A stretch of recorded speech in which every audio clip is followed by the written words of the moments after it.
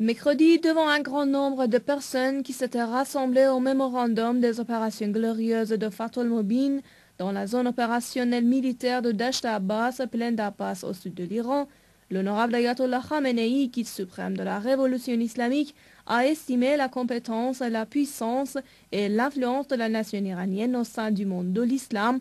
beaucoup plus vaste et plus grand que dans le passé et qu'à l'époque de la défense sacrée. Aujourd'hui sont encore innombrables les complots que concoctent les ennemis, mais la nation iranienne résistante et soudée est le défi, a-t-il ajouté. Pour l'honorable Ayatollah Khamenei, la guerre idéologique et politique s'avère plus difficile que la guerre militaire.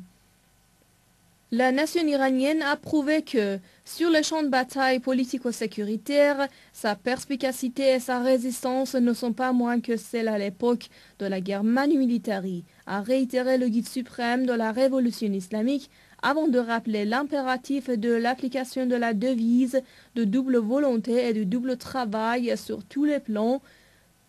La nation iranienne doit compenser l'arriération de la longue période du despotisme et de l'ingérence étrangère. L'honorable Ayatollah Khamenei a ensuite salué les jeunes iraniens qui sont incomparables dans le monde entier.